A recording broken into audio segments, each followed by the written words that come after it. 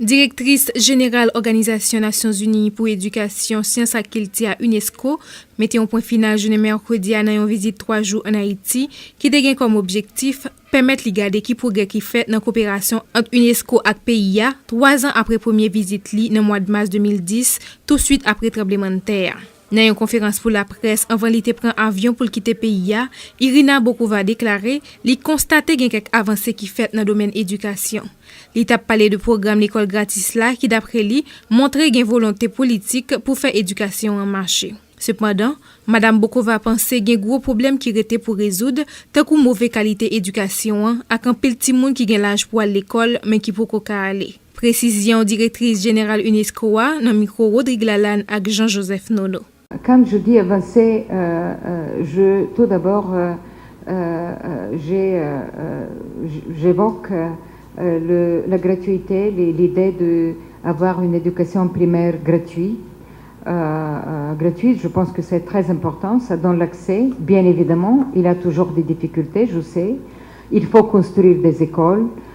Il faut aussi soutenir les familles défavorisées pour avoir les manuels, les uniformes, envoyer leurs enfants, encourager d'envoyer leurs enfants aux écoles.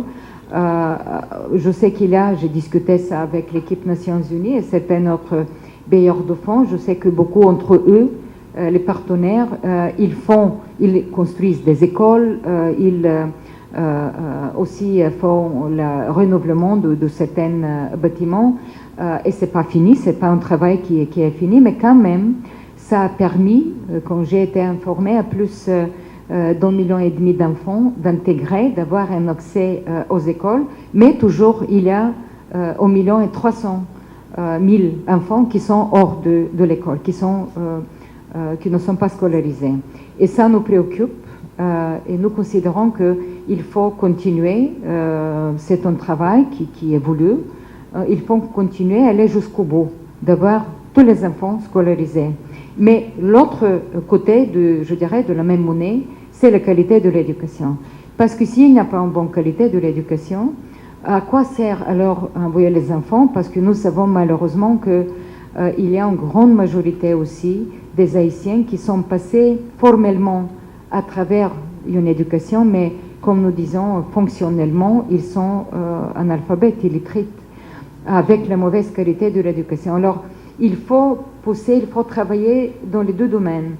La qualité de l'éducation, c'est pourquoi la formation des enseignants est clé.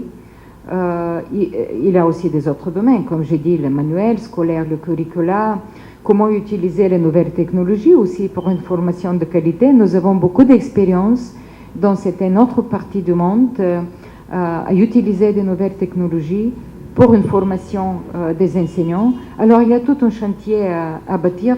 Le plus important, quand je parle des avancées, c'est que je dirais qu'il y a la volonté politique, il y a une meilleure connaissance des problèmes et de comment on peut avancer. Il y a déjà des avancées. Et s'il y a, je dirais, la tendance qui est positive, pour nous aussi, c'est beaucoup plus facile d'aller et d'accompagner le gouvernement. Irina Bokova a gagné avec lui envoyé spécial UNESCO pour Haïti à ancien gouverneur général Canada, Michael Jean. Madame Jean insistait sur Jean travail UNESCO à un travail qui prend temps avant pour les résultats. Mais il y a des bagages visibles qui fait sous terrain d'après lui. Michael Jean. L'UNESCO est une organisation très particulière. C'est une organisation qui ne travaille pas sous les projecteurs, forcément, mais qui travaille dans un appui constant,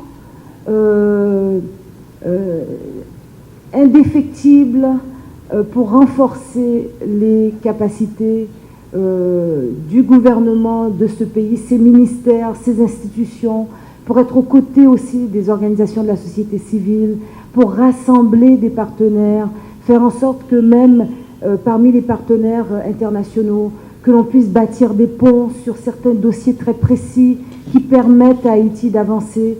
Et tout ce travail qui est fait, mais avec une patience, une minutie, sans jamais baisser les bras, c'est ça qui caractérise l'UNESCO. Et c'est un travail qui se fait sur le long terme.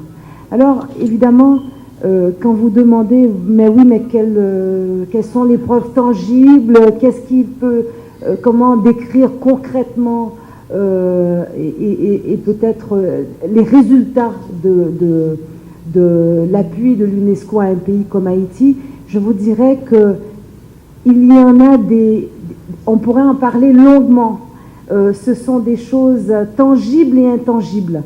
C'est une validation, c'est un transfert de connaissances, c'est un appui en expertise, c'est un appui dans les capacités, dans les compétences, c'est dans les valeurs, c'est dans le rassemblement des forces vives, c'est en mettant des gens en présence, c'est en faisant en sorte que d'autres partenaires viennent, nationaux et internationaux, travailler ensemble pour la réalisation d'objectifs bien précis, qui sont ceux des politiques nationales que l'on veut plus fortes dans ce pays, des ministères beaucoup plus capables d'intervenir pour la réalisation des objectifs qui se sont fixés, pour le plan de refondation et de reconstruction de ce pays.